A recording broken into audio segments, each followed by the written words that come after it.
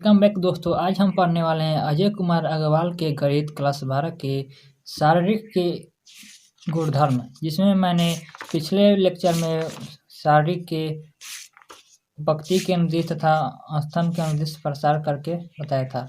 और शारीरिक के सभी कोटि 1, कोटि 2 के और कोटि 3 के शारीरिक को मैंने बताया था। जिसमें मैं एक गलती की थी कि शारीरिक में जो मॉडुलस का जो साइन लगता है, आप देख सकते हैं ये यहाँ पर भी, यहाँ पर मैंने कोटि 3 के बताते समय उसका मॉडुलस का प्रयोग नहीं किया था, क्योंकि आव्यूह में ब्रैकेट का बिग ब्रैकेट का प्रयोग किया था। जबकि जब भी शारीरिक को लिखा जाता है तो मॉडुलस जैसा जो दो दंठल खींचा जाता है किनारे किनारे। तो आज हम पढ़ने वाले हैं शारीरिक के प्रारंभिक गुणधर्म। तो आपका पहला गुणधर्म है कि जब किसी शारीरिक के स्तंभ या पंक्ति, यहाँ पर A1, A2, A3 ये आपके पंक्ति हैं, 0, 0, 0 ये भी पंक्ति हैं। यहाँ पर 3 पंक्ति हैं, ये पंक्ति, ये पंक्ति, ये पंक्ति, स्तंभ ये हैं। A1 0 C1, A2 0 C2 ये आपके पंक्ति है।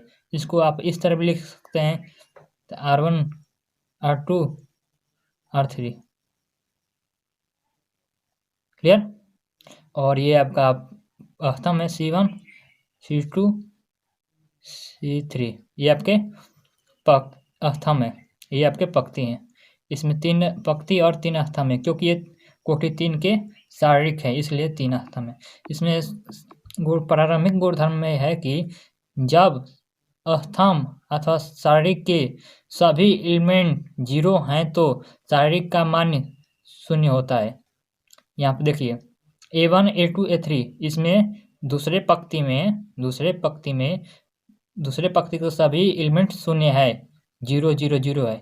तो आपका सॉल्व करने के बाद भी आपका आंसर 0 आएगा। तो ये शारीरिक का वैल्यू आपका 0 हो जाता है। ये आपका प्रारंभिक गुणधर्म का पहला गुण है।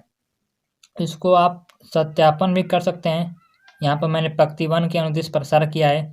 यहाँ पर प्रसार करने अनुदिश पंक्ति 1 के अनुदिश प्रसार किया तो A1 रहेगा। और जो जैसे प्रसार करते हैं, मैंने पिछले वीडियो में भी बताया था कैसे प्रसार करते हैं। A1 लिखकर ब्रैकेट में आपका इसका इसमें मल्टीप्लाई करते हैं, माइनस करके इसका इसमें मल्टीप्लाई करते हैं। फिर यहाँ पर माइनस का प्रयोग, इसको लिखते समय माइनस का प्रयोग करते हैं, क्योंकि हमेशा रूल्स इसी के अनुसार पालन होता है। यहाँ पर देख सकते हैं plus minus plus minus plus minus plus minus plus, इसी रूल के अनुसार यहाँ पर साइन लगता है, क्लियर। और ये मल्टीपल हो जाएगा। इसको सॉल्व करने पर भी आपका आंसर आएगा 0।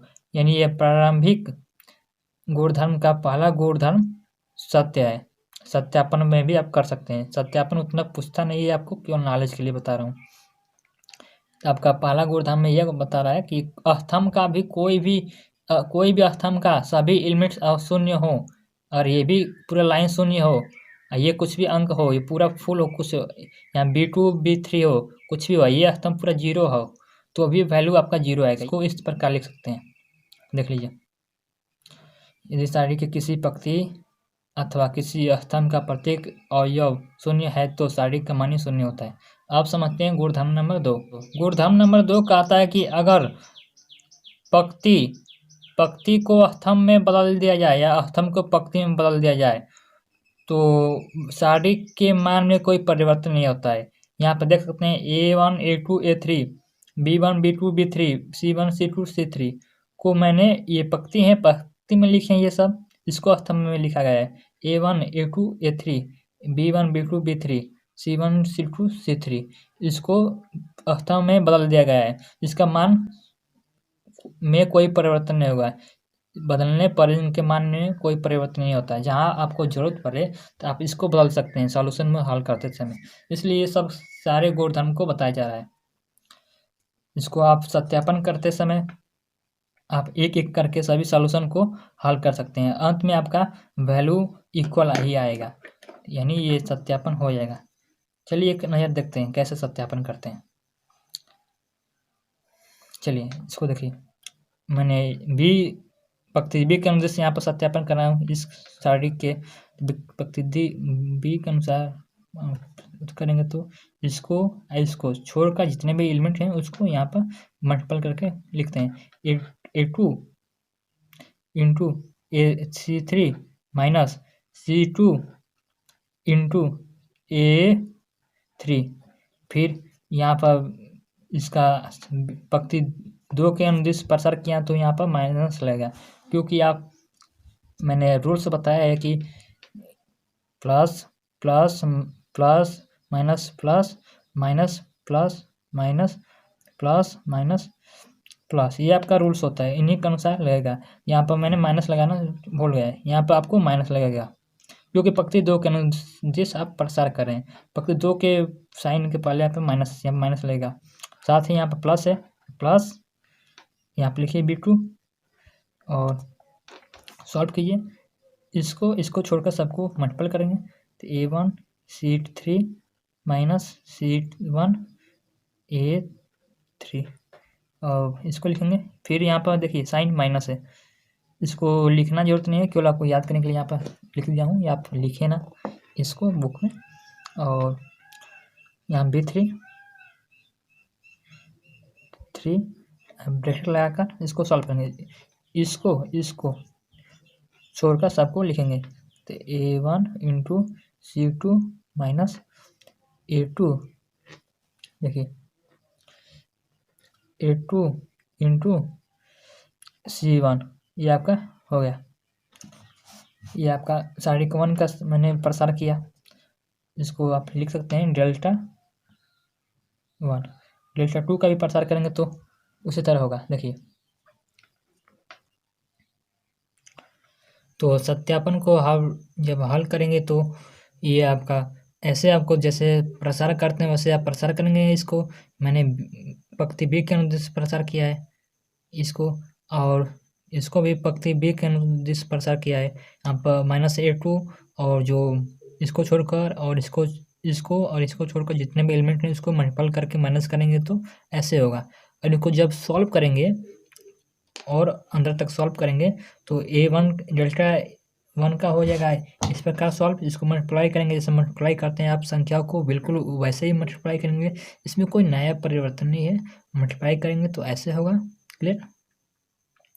और इसको भी आप हल करेंगे तो दिख नहीं रहा था पहले, देखिए इसको जब मल्टीप्लाई करेंगे इसको इसमें तो ऐसे मल्टीप्लाई हो जाएगा जैसे मल्टीप्लाई करते हैं, कोई खास इसमें बात नहीं है। और इसको मल्टीप्लाई करेंगे तो ऐसे आपको बन जाएगा डेल्टा 1 का। और डेल्टा 2 का भी जब मल्टीप्लाई करेंगे आप तो ऐसे आपका सिंपल मल्टीप्लाई होगा और ये आपस में बराबर होंगे। मैंने दिखा रहा हूँ आपको, ये आपको जो देख रहे हैं इसमें बराबर होंगे, इससे मिल रहा है ये आपके ये इसके बराबर है और ये इसके बराबर है, और ये बचा जो है इसके बराबर है, और ये इसके बराबर है, और ये किसके बराबर है, ये है C2 B3 इसके बराबर ये है, और ये है देखिए ये बिल्कुल इसके बराबर है। तो ये सभी एलिमेंट मिल रहे हैं आपस में तो ये आपस में बराबर होंगे, तो सत्यापन भी सत्य हो गया। तो आपने ये जाना सत्यापन गुणधर्म नंबर 2 में, अगर स्तंभ को पंक्ति में तथा पंक्ति को स्तंभ में इंटरचेंज कर दिया जाए तो वैल्यू में कोई परिवर्तन नहीं होता है, दोनों बराबर होते हैं। उदाहरण नंबर 3 की बात करते हैं। कह रहा है कि यदि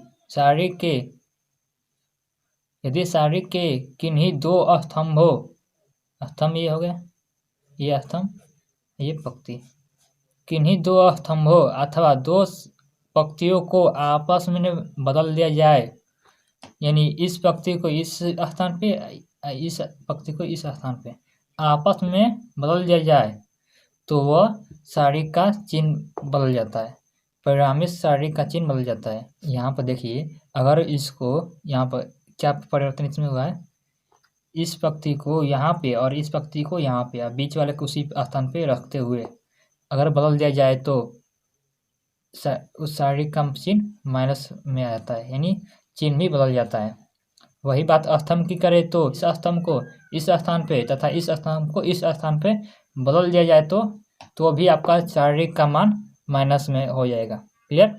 सब वैल्यू बराबर रहेगा, लेकिन बस चिन्ह माइनस में आ जाएगा। सारणिक के गुणधर्म नंबर 3 का आता है। अब गुणधर्म नंबर 4 की बात करते हैं। अगर सत्यापन भी करना हो तो आप सत्यापन एक एक का करिए, प्रसार करिए, किसी एक पंक्ति या एक स्तंभ के अनुदेश प्रसार करिए और इसको भी प्रसार करिए, और अंत में आप तुलना करेंगे तो माइनस का अंतर दिखेगा। अब गुणधर्म नंबर 4 को देखते हैं। कह रहा है कि यदि किसी सारणिक में स्तंभ या पंक्ति, किन्हीं दो स्तंभ या किन्हीं दो पंक्ति आपस में बराबर हो जाए, तो आपस में बराबर मतलब कि उस पंक्ति या उस दोनों स्तंभ के सभी एलिमेंट आपस में बराबर हो तो सारणिक का मान 0 होता है। यहाँ पर देखिए, ये आपको दिख रहा है A1 B1 C1, A2 B2 C2, यहाँ पर भी A2 B2 C2, यानी ये पंक्ति इस पंक्ति के सभी एलिमेंट बराबर हैं, ये पंक्ति के और इस पंक्ति के सभी एलिमेंट बराबर हैं, तो ये आपका वैल्यू 0 होगा। यहाँ पर आप प्रसार करके भी देखेंगे तो B में से A2 में से A2 माइनस करेंगे तो 0 आ जाएगा, तो वास्तव में प्रसार करेंगे तो 0 आएगा। यहाँ पर एग्जाम्पल देकर मैंने समझाया है। कोई संख्या 5 6 7 12 15 8 5 6 7, क्लियर। ये पंक्ति इस पंक्ति के सभी एलिमेंट बराबर हैं, तो इस सारणिक का वैल्यू आपका 0 होगा। ये आपको गुणधर्म नंबर 4 का आता है। इसको अच्छी तरह आपको याद कर रखना होगा। ये उसके कथन है, इसको देख लीजिए। अब बढ़ते हैं गुणधर्म नंबर 5 की ओर। क्या कहते हैं उसके बारे में जानते हैं। अब बात करते हैं गुणधर्म नंबर 5 की। कह रहा है कि यदि किसी सारणिक को दो भागों में विभाजित कर दिया, यानी प्लस के रूप में लिख दिया जाए, कोई भी सारणी के किसी एक पंक्ति या एक स्तंभ को, यहाँ पर स्तंभ को प्लस के रूप में विभाजित कर दिया जाए इस एलिमेंट को, और उसको दो रूपों में हम लिख सकते हैं। पहला वाला एलिमेंट है इसको अलग कर सकते हैं और साथ में इनको लिखना होगा, और साथ में जो दूसरा जिसमें तोड़े हैं उसको यहाँ लिखेंगे, और साथ में ये जो दूसरा स्तंभ है उनके सभी एलिमेंट को लिखना होगा, और तीसरे स्तंभ के सभी एलिमेंट को भी लिखना होगा। दो भागों में तोड़ने तो इस तरह आप लिख सकते हैं। कह रहा है हिंदी में, यदि सारणी की पंक्ति अथवा किसी स्तंभ का प्रत्येक अवयव 2 या 2 से अधिक पदों का योग है, तो सारणी को उसी क्रम के 2 या 2 से अधिक सारणिकों के योग के रूप में व्यक्त किया जा सकता है। जैसे आप यहाँ पर देख सकते हैं, इसको दो भागों में व्यक्त कर सकते हैं। यहाँ पे एक बात गौर करने की बात है कि जोड़ नहीं कि भी इसी में रहेगा, भी यहाँ पर भी हो सकता है A2 के स्थान पे, जहाँ पर A2 प्लस भी एक ही एलिमेंट को दर्शा रहा है इसमें, इसको भी को यहाँ पर भी लिख सकते हैं और A2 को यहाँ पर भी, जैसा आपको आवश्यकता लगे उसी के अनुसार इसको दो भागों में लिख सकते हैं, लेकिन इन दो स्तंभों को लिखना बेहद आपको आवश्यकता होगा। एग्जाम्पल के तौर पर मैंने अपने अनुसार ये एग्जाम्पल खुद बनाया है, इसको आप देखकर समझ सकते हैं। यहाँ पर एक स्तंभ के एलिमेंट हैं, ये दूसरे स्तंभ के, ये तीसरे। इसको आप प्रसार विधि से हल करेंगे तो काफ़ी मेहनत काफ़ी समय लगेगा, लेकिन इसको आप इस गुणधर्म को, जितने भी गुणधर्म मैंने बताया उस गुणधर्म से तुलना करके इसको विभाजित करके हल करेंगे तो काफ़ी आसानी से इसको हल हो जाएगा। जहाँ पर देख सकते हैं 1001, 1002, 1003 को आप लिख सकते हैं 1000 प्लस 1, 1000 प्लस 2, 1000 प्लस 3। इसको जब दो भागों में तोड़ सकते हैं, इसको दो भागों में विभाजित कर दीजिए और बीच में प्लस लगाकर इसको निरूपित कर सकते हैं। देख लीजिए, तो इसको मैंने दो भागों में तोड़ दिया, एक को यहाँ लिख दिया, 2 को यहाँ, 3 को यहाँ। इससे फायदा क्या होगा कि आपने तीसरे या चौथे गुणधर्म में आपने पढ़ा होगा कि जब किसी स्तंभ या पंक्ति के कोई दो स्तंभ या दो पंक्ति आपस में बराबर होते हैं तो वे सारणी का मान 0 होता है। इसमें आप इसको ऐसे करने पर ये आपस में बराबर हो जा रहे हैं, तो इस सारणी का मान 0 हो जाएगा। उसी प्रकार 1 2 3 ये स्तंभ 1 2 3 से बिल्कुल मिल रहे हैं, तो इनका भी मान 0 होगा।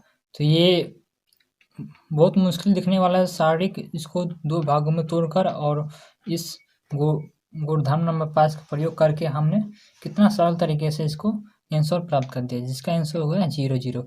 अब गुणधर्म नंबर 6 के बारे में जानते हैं। गुणधर्म नंबर 6 कहता है कि किसी भी शारीरिक में किसी स्तंभ या किसी पंक्ति में के से गुणा कर दिया जाए तो वह शारीरिक के गुना हो जाता है। यहाँ पर देख सकते हैं, यहाँ पर पंक्ति A2 में इस दूसरे वाले पंक्ति में पंक्ति नंबर 2 में R2 में के से गुणा किया गया है प्रत्येक एलिमेंट में, तो वह आपका हो जाएगा के गुना, यानी के बाहर हो जाएगा। अगर इसमें आप एक यम से गुणा कर दे तो यहाँ पर एक और यम बाहर हो जाएगा, यहाँ पर भी यम से गुणा कर दे तो यहाँ पर एक और यम बाहर हो जाएगा। इतना किसी भी पंक्ति या किसी भी स्तंभ के सभी एलिमेंट में जब के का गुणा कर दिया जाए या किसी भी अचर राशि से गुणा कर दिया जाए तो वह शारीरिक उतना गुना हो जाता है। यहाँ पर समझिए, अगर इसमें यम से गुणा कर दिया जाए, इसमें यम से और इसमें यम से, तो ये हो जाएगा यम गुना। और इसमें यन से गुणा कर दिया जाए, इसमें यन से, इसमें यन से, यहाँ पर हो जाएगा यन गुना। इसमें के से, इसमें के से और इसमें के से, ये हो जाएगा यम यन के गुना। यानी जितने भी है ना, इसका कॉमन करने पर बाहर आ जाएगा, इसका भी कॉमन करने पर बाहर आ जाएगा। जोड़ने की समय ये के होगा तो ही कॉमन हो पाएगा। आप समझ सकते हैं गुणधर्म नंबर 6 क्या कहना चाहता है। कह रहा है यदि शारीरिक की किसी पंक्ति अथवा किसी स्तंभ के प्रत्येक अवयव को अचर के से गुणा कर दिया जाए तो नए शारीरिक का मान मूल शारीरिक के मान का के गुना हो जाता है। यहाँ पर मूल शारीरिक का मान का के गुना हो गया है, यहाँ पर समझ सकते हैं। अब बढ़ते हैं गुणधर्म नंबर 7। अब गुणधर्म नंबर 7 देखते हैं। गुणधर्म नंबर 7 काफ़ी इम्पोर्टेंट है, इसको काफ़ी ध्यान में रख के आप समझिएगा, क्योंकि इसी से अधिकांश हमें प्रश्नों को देखने को मिलता है। जो इन्हीं गुणधर्म का प्रयोग हम अधिकांश प्रश्नों में करेंगे। कह रहा है कि किसी शारीरिक की किसी एक पंक्ति अथवा किसी एक स्तंभ के सभी अवयवों में किसी अचर से गुणा करके किसी अन्य पंक्ति अथवा किसी अन्य स्तंभ के संगत अवयवों में जोड़ या घटा दिया जाए तो शारीरिक का मान अपरिवर्तित रहता है। यानी इस स्तंभ को इसमें मैंने जोड़ दिया तो कोई मान में परिवर्तन नहीं हुआ, जैसे मैंने यहाँ पर जोड़ा है, इसमें कोई मान में परिवर्तन नहीं हुआ। या तो ऐसे जोड़ दिया तो कोई मान में परिवर्तन नहीं होगा। जो नहीं होगा मैं अब सत्यापन करके दिखा दूंगा। या के से गुणा करके, के कोई अचर राशि है, कि अचर की बात की यहाँ पर के कुछ भी ले सकते हैं, यम यन कुछ भी ले सकते हैं, लेकिन वह अचर होना चाहिए। या तो इसमें के से गुणा करके इसमें जोड़ दें तो भी कोई मान में परिवर्तन नहीं होगा, या माइनस कर दे या घटा दे तो मान में कोई परिवर्तन नहीं होगा। इसको आप ऐसे तीनों को एक साथ प्लस करके एक अवयव मान सकते हैं, एक अवयव या एक स्तंभ में 100 को लिख सकते हैं। इसको तीनों प्लस करके इससे लिख सकते हैं, इन तीनों को प्लस करके इसको लिख सकते हैं। इनको जो स्तंभ बी है इसको उस तरह लिखेंगे और जो स्तंभ सी है इसको ऐसे ही लिखेंगे। तो इसमें दोनों बराबर ही होते हैं, मान में कोई परिवर्तन नहीं होता है। इसको सत्यापन करके हम देखेंगे। इसको कैसे निरूपित करते हैं, जब ऐसे परिवर्तन करते हैं तो कुछ इंगित करते हैं तो मैंने क्या परिवर्तन किया है, इसको हम लिखेंगे। इसमें मैंने देख ली, इसमें जितने भी ये स्तंभ में परिवर्तन किया है, पंक्ति में तो कोई परिवर्तन नहीं किया है। स्तंभ में परिवर्तन करने के लिए स्तंभ के लिए लिखते हैं सी। इसमें किस स्तंभ में परिवर्तन किया, 1 में, तो C1 यहाँ पे ती लगाते हैं, एरो लगाते हैं यहाँ पे और लिखते हैं C1 plus C2 plus C3। Clear. और उसी तरह इसको भी लिखेंगे आप, जैसे आप परिवर्तन करेंगे और यहाँ पर किसी अचर से गुणा करके प्लस माइनस करेंगे तो उसको भी यहाँ पर लिखना होगा किस अचर से गुणा किए हैं। और यहाँ पर मैंने प्लस किया है तो लिखेंगे आप किस में परिवर्तन हुआ है, यहाँ पर C1 में परिवर्तन हुआ है, यहाँ पर लिखेंगे C1 बराबर, यहाँ पे एरो रहेगा, बराबर नहीं रहेगा, और लिखेंगे आप C1 प्लस C3 क्योंकि बीच वाले स्तंभ की यहाँ पर कोई परिवर्तन नहीं हुआ, प्लस माइनस नहीं किया गया है, इसलिए इसको ऐसे इंगित करेंगे। किसी अध्यापक समझने के लिए या इस सवाल को जब ऐसे सवाल को हल करते हैं इसको ऐसे इंगित करते हैं। क्लियर? इसको हम सत्यापन करके दिखाते हैं। उसी सवाल को लेकर मैंने सत्यापित किया, तो ये आपका सवाल था। मैंने बताया इसको ऐसे निरूपित कर सकते हैं, प्लस के रूप में किसी भी दूसरे या तीसरे स्तंभ को इसमें प्लस करके निरूपित कर सकते हैं। तो ऐसा निरूपित किया, इसको मैंने सत्यापन किया, ये इसके बराबर है। तो इसको आप गुणधर्म नंबर 5 के अनुसार इसको 2 भागों में तोड़ सकते हैं। इसको एक भाग में तोड़ दिया, प्लस करके दूसरे भाग में इसको भी 2 साइड में तोड़ दिया। इसको आप देख सकते हैं। और जब इसको 2 भाग में तोड़ सकते हैं तो ये उसी तरह लिखा जाएगा। इस साइड को आप ध्यान से देखेंगे तो ये स्तंभ इस स्तंभ के बिल्कुल मैच कर रहा है, मिल रहा है।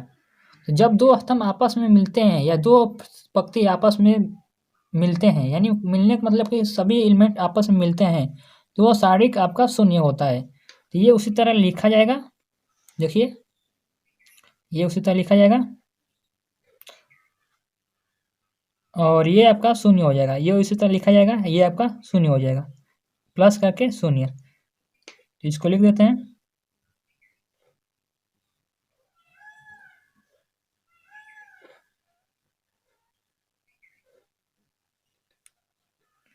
ये 3 है, ये शून्य होगा, यानी ये फिर से वापस जो मूल आपका सारणी था उसके बराबर आ गया।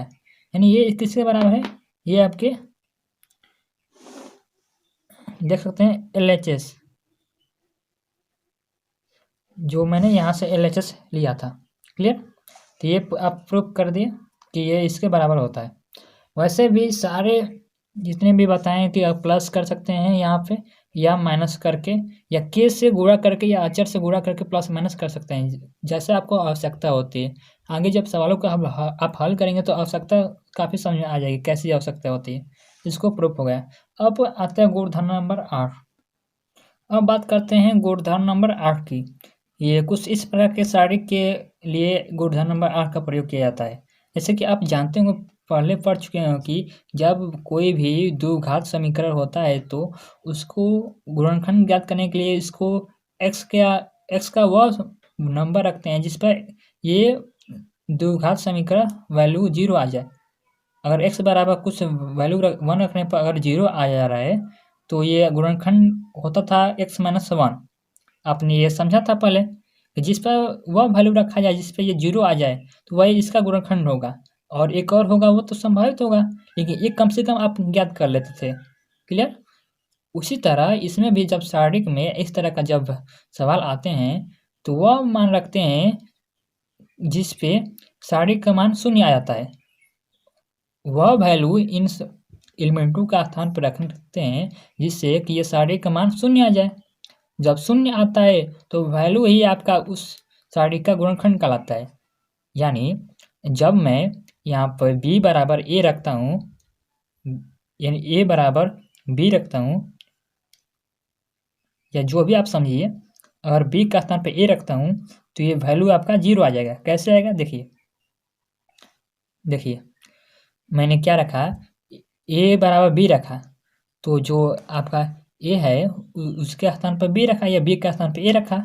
जब a के b का स्थान पर a रखेंगे तो कुछ इस तरह होगा, ये भी a, ये भी a, ये यहाँ पर b स्क्वायर है, यहाँ पर a स्क्वायर हो जाएगा, और जो c पहले इसमें था उसको c को इसी तरह लिख देंगे, ये c स्क्वायर हो जाएगा। हो गया? इसको आपको पता होगा कि एक गुणधर्म होता है कि जब 2 स्तंभ या पंक्ति आपस में इक्वल हो जाए तो वह सारणिक का मान 0 होता है। ये दोनों पंक्ति आपस में इक्वल हैं, देख सकते हैं, तो ये मान 0 हो गया। तो a बराबर b रखने पर ये मान 0 आया है, तो इसका गुणनखंड आपका हो जाएगा a - b। एक तो गुणनखंड आप ज्ञात कर लिए, इसका एक गुणनखंड आप इस सारणी का ज्ञात कर लिए। अब जितने भी संभावित गुणनखंड होंगे आप ज्ञात हो या ना हो, लेकिन एक कम से कम इससे ज्ञात कर सकते हैं। तो एक कम से कम आप गुणधर्म निकाल लें। तो यह इस लेक्चर में केवल गुणधर्म के बारे में बताए हैं, अगले लेक्चर में सवाल पे आएंगे। तो आज के लिए बस इतना ही। Thanks for watching.